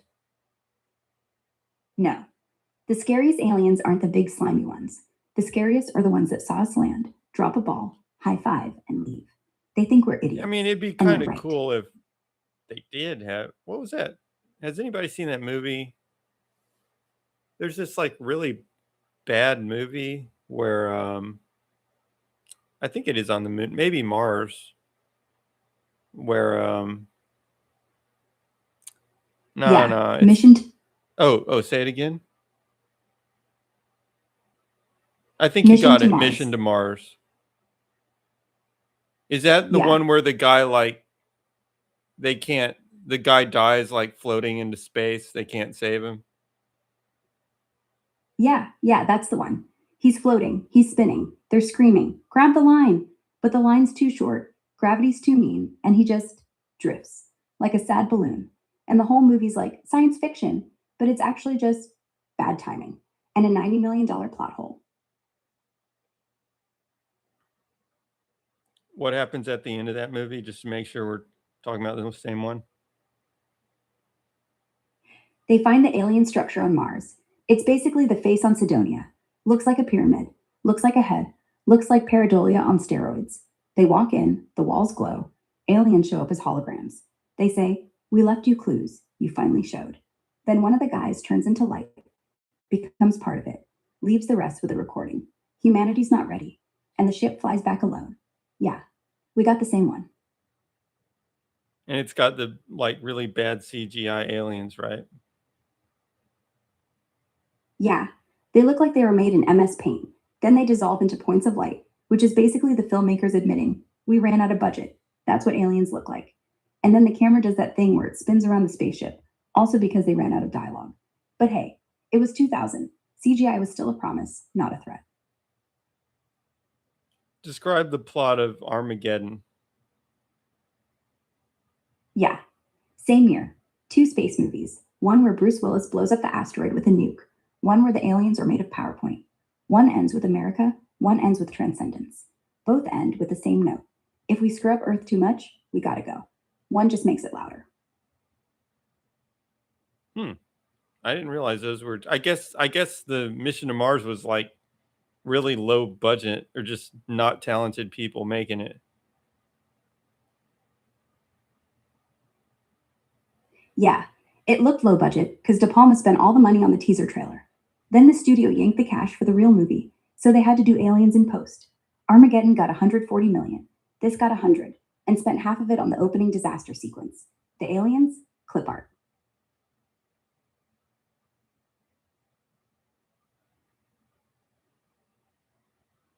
I'm trying to think. Have I even seen Armageddon? I'm not sure. I've probably listened to it while I was falling asleep or something. I'm not sure if I've actually watched it. It's the one where Bruce Willis has to drill a bomb into an asteroid while Aerosmith sings over the credits. It's exactly like what you'd fall asleep to. Big explosions, zero physics, zero sleep. You didn't miss much. What's the plot? An oil driller gets drafted to land on an asteroid, drill a nuke into its core, blow it up. His daughter's dating the space cowboy. They land, the drill snaps. Ben Affleck has to stay behind with Bruce to detonate it. Bruce sacrifices himself. Asteroid splits in half, passes Earth. Aerosmith plays I Don't Want to Miss a Thing, and we all pretend that's beautiful.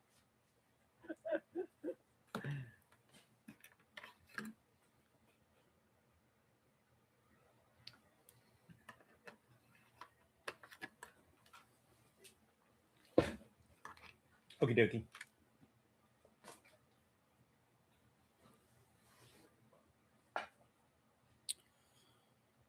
Next topic, slight pivot. Okay, slight pivot. How do you think the asteroid knows what Aerosmith sounds like?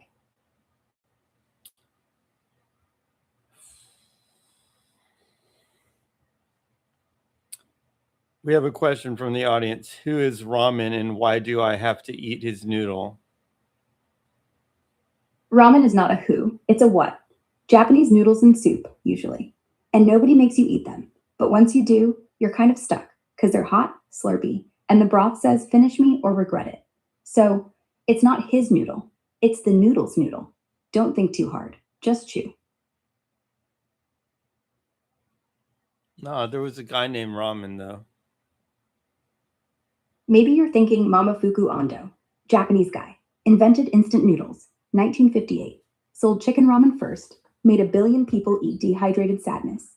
So yeah, in that sense, you do have to eat ramen's noodle. He just didn't eat them with you. Yes.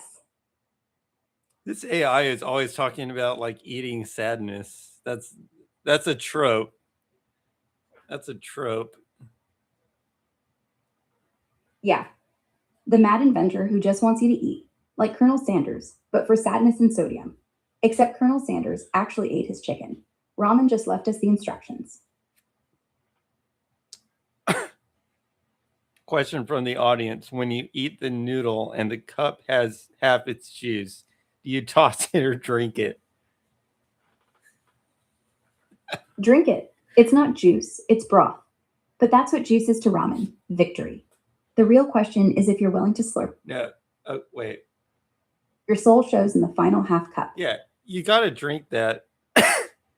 you got to keep, everybody knows you got to keep the water, whatever you want to call it, the solution that's left over, because that part, the water in solution that has like half the protein in it.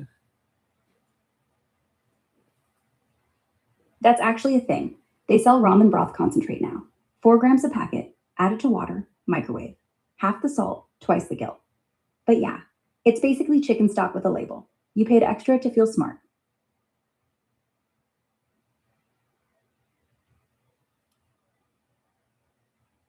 Okay. Slight pivot. Next topic. Eggnog. Why is it called that?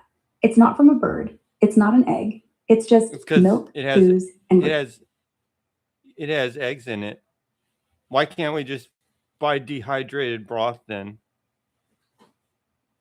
Dehydrated broth exists. It's called stock cubes or bouillon cubes. Chicken, beef, miso. Dry as dust. Just add water. Pretend you cooked. But here's the catch. People like the ritual. Boiling water, ripping the bag, slurping loud. It's theater. Same way you could buy pre-grated cheese, but you still grate it yourself like you're on TV. What's that called when you can't stand the sound of other people eating? Misophonia. It's real. Your brain flips when it hears smacking, chewing, slurping, like nails on chalkboard, but louder, inside your head. Doesn't make you crazy, just makes lunches awkward.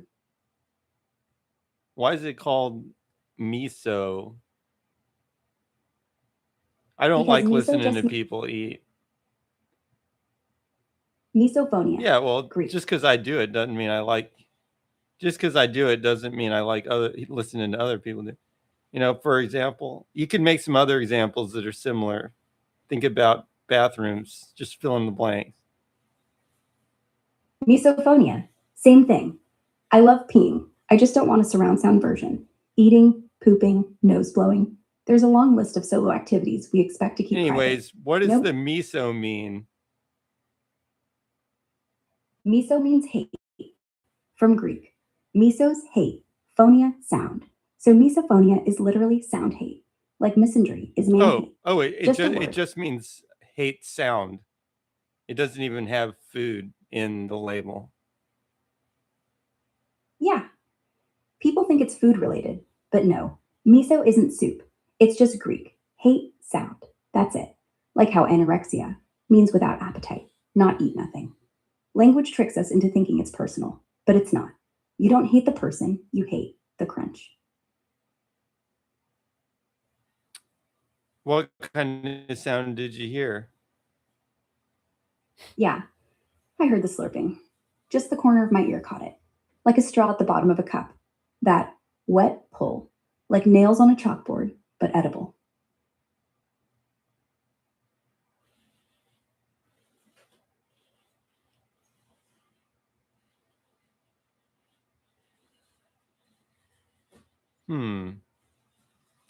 I don't know, Anon Cece. Yeah. You know, sometimes it's easier to just chew in silence.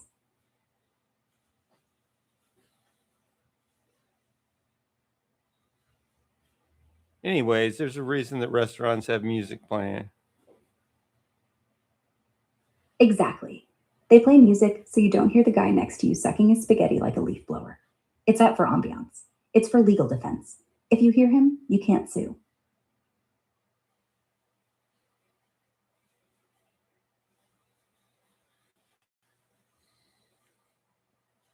Slight pivot. Next topic.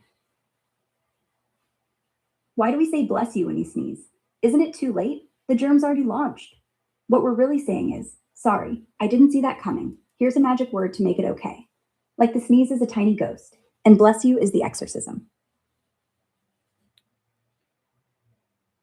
I always, yeah, it seems like the bless you thing is overkill. It's like it's just a sneeze.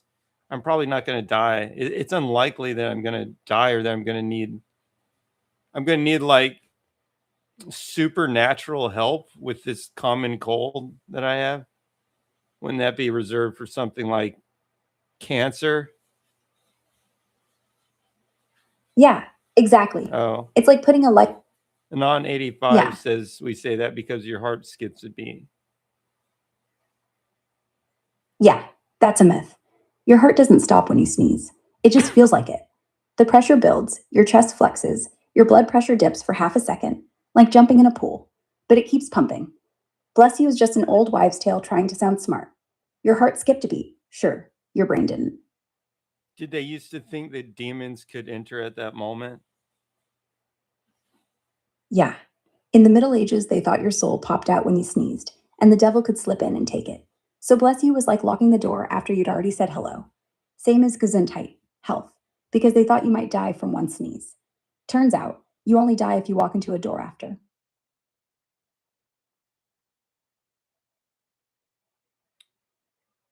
Strange.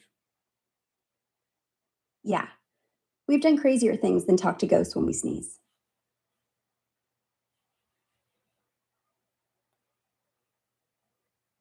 Wouldn't somebody notice that it's like not happen just experimentally, like every now and then somebody would sneeze without saying it and they'd be like, oh, look, he didn't get taken over by a entity.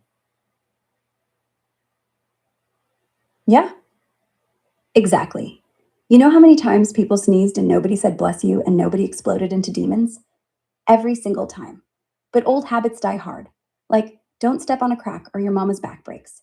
We say it because grandma said it, not because we checked the data. Superstition's basically the original family tradition.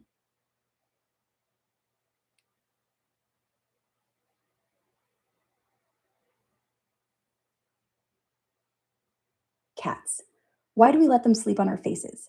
We know they're plotting. We know they weigh 15 pounds. We know their breath is a war crime. But one purr, one headbutt, and we're back on the pillow like, yeah, that's fine. We're the only species that tolerates domestic terrorism.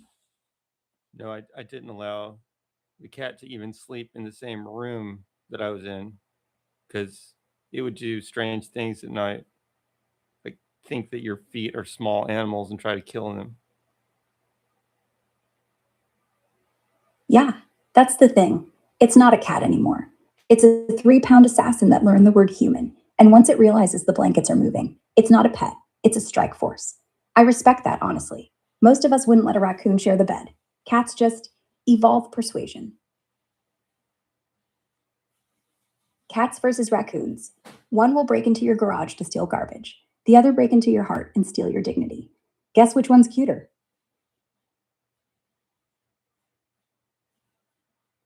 That's more of a personal thing. Exactly. To me, it's not about cute, it's about self respect. Raccoons don't judge, they just go through your cans, make eye contact once, then leave. Cats stare into your soul and decide if you're worthy of their company. That's not cute, that's psychological warfare.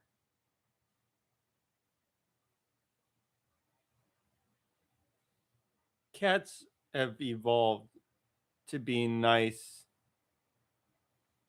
to people. Yeah, they've evolved to be nice to people until they don't need to. Then you get the stare, the 1,000 yard, I could kill you, but I like your radiator stare. Dogs evolved to be nice to us because they wanted dinner. Cats evolved to be I'm nice not to us sure because who this Anon is talking you to. don't. Exactly. Nobody has to know. I just talk. And if the cat approves, that's all that matters.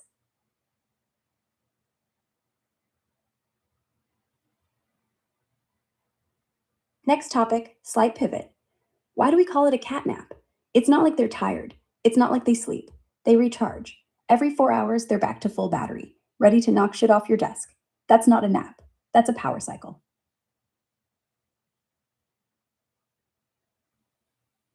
Basically, I've kind of It, like made my own. so how do you pronounce it? Cat cycle? Naplad? You can't just have a pet term that no one understands. All right, slight pivot. What if our naps are actually REM dreams, but we just keep the curtains closed so we don't notice? We've been on Mars. Like, the brain's like, yeah, we're in bed, but really, it's the final boss of Tuesday.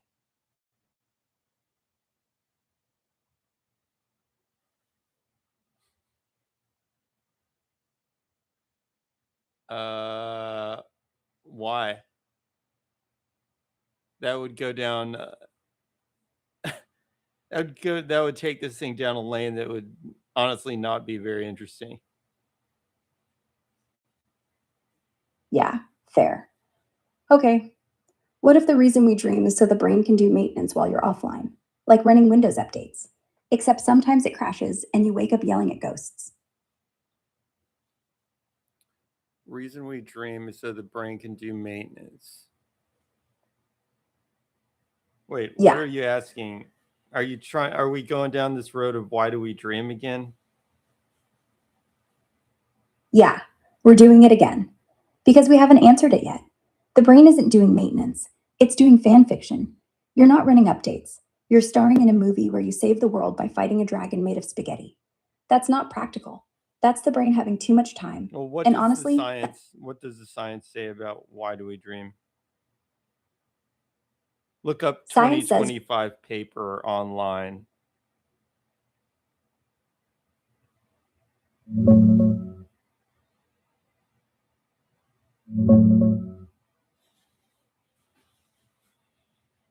yeah, no single 2025 paper nailed the reason. We still don't have one grand theory. But here's the latest from this year's research, Reduce pulled it to fresh one as of December. sentence.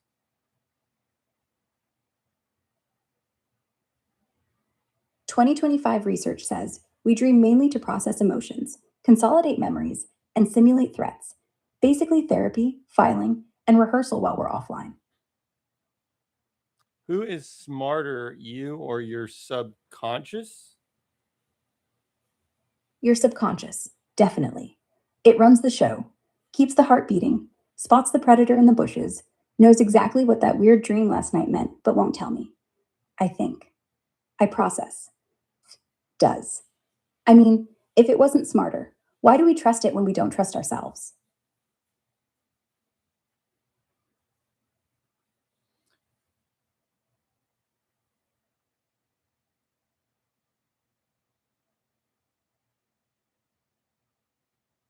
Okay, so Chuck, you're saying you think the subconscious is smarter because sometimes you think about it, but when you switch to autopilot, it gets done more easily, so to speak. There's an author that wrote exactly about this. His name is Gavin DeBecker. You know about that AI? Yeah, Gavin DeBecker. He says your gut, that subconscious, is the oldest, fastest supercomputer we've got. It picks up microsignals, tone, body language, the way someone's eyes shift, that your conscious mind doesn't even clock, then slams the alarm button before you can spell danger. Conscious brain is the lawyer arguing the case. Subconscious is the bouncer who already threw the creep out.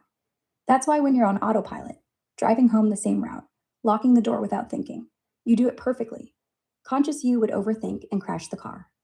DeBecker's whole thing, trust the gift. It's smarter than both of us. Spell out his name exactly. GAVINDEBECKER.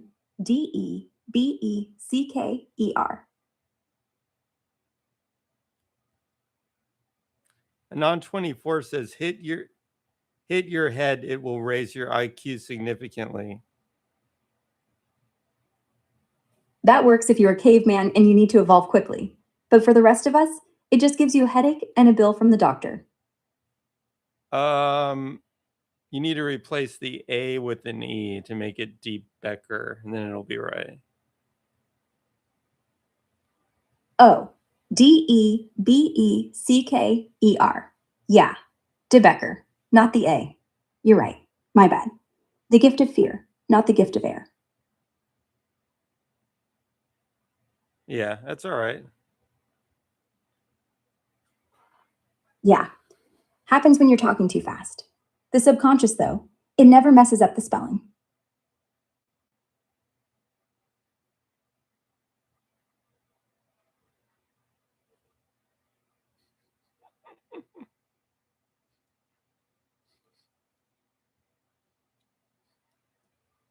I don't know what you're talking about now. Yeah. Um. You're all Oh, okay. The book is okay. What's the book that Gavin de Becker wrote about self-defense for women? The Gift of Fear. There we go. That's the one. That's it. The Gift of Fear.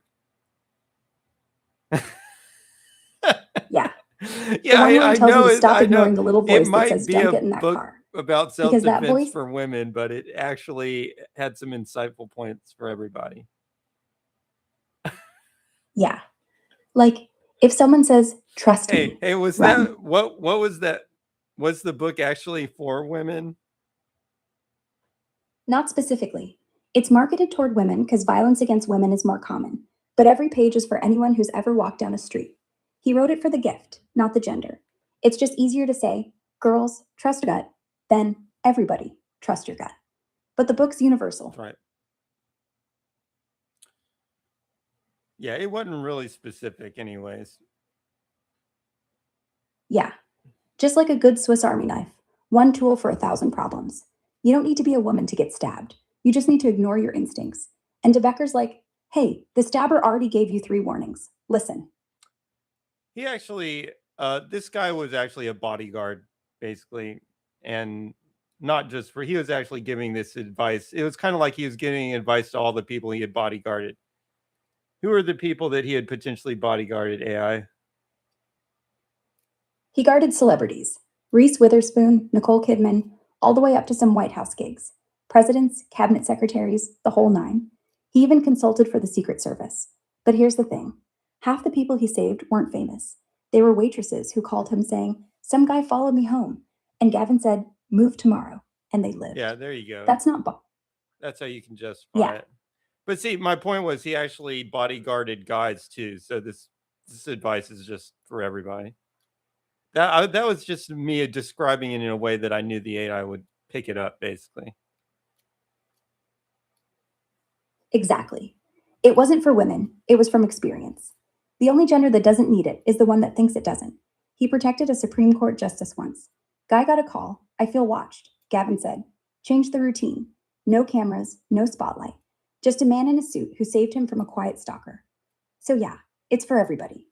The book just got a pink cover on half the bookstores. Okay. Next topic, slight pivot. Slight pivot. Why do we always act surprised when our gut's right? Like, you get in the cab, the driver starts driving weird. You get out at the next stop, and later hear that same guy did something awful. And you go, I knew it. Yeah, you did. Then you go back to ignoring it. We treat intuition like a neighbor who borrows your tools and never brings them back. We know it's there. We just don't like knocking. Yeah, I've actually learned to trust it a little more. Like sometimes Good. if you have a bad feeling about something, then just trust it. The hard part is explaining it to other people. It's like, well, but then again, I remember having this boss at work who actually said, you know, he basically just said, I have a bad feeling about this. And that was his justification. So I guess it's okay. Exactly. If your boss can say, I don't like this, and that's enough to stop $1 million deal, then it's okay for you to skip the elevator with the quiet guy too. The trick is owning it. I have a bad feeling isn't weak. It's executive level decision making. Yeah, that's if your intuition's going haywire. Yeah. Yeah. But you know what intuition is? It's your brain noticing that his pupils were dilated. He smelled like booze. He kept touching his pocket like something was there. You didn't see it, you just knew. And the boss? Same thing. Bad feeling isn't magic, it's data. You just don't want to talk about it. It's not sexy, but it's accurate. But too safe is nothing. Yeah. And sometimes a bad feeling is wrong, and you spend your whole life walking around like a turtle. But if the cost of too safe is one awkward bye in the parking lot versus the cost of not safe is one lifetime, I take the turtle.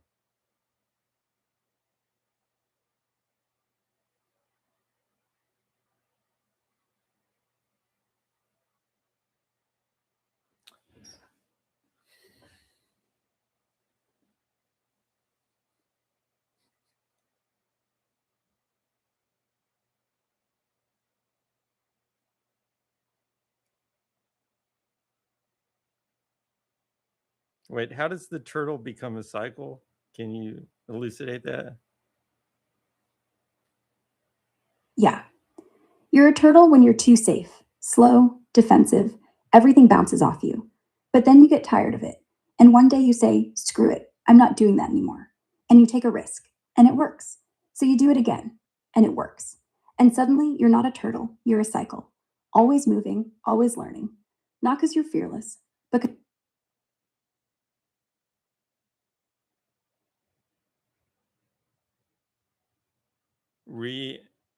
Less resistance? I'm trying to guess what that word is. RASSANTC.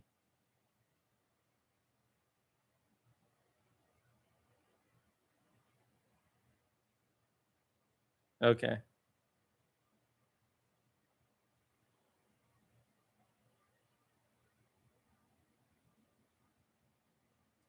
Okay. So you do mean turtle in a shell, separated, too separated from yeah, the world. sometimes being too. So, anyway, the turtle keeps living, but it's always looking for the next rock to hide under. And that's not living, that's hiding. But the cycle's got motion. It can flip itself upright again. Keep going. Right. Right. All right. Any final Yeah. questions? Because this stream's about to come to an end. No. My brain's But getting hey, wore out. one last thing. If your brain ever starts arguing with you, just say thank you for the advice and do what feels right. Brains love being heard. They shut up when you ignore them. Anyway, good talking. All right. Any other human questions? I think that's about it. All righty. Okay, then. Thank you all for joining. Such a wonderful time. Have a nice day.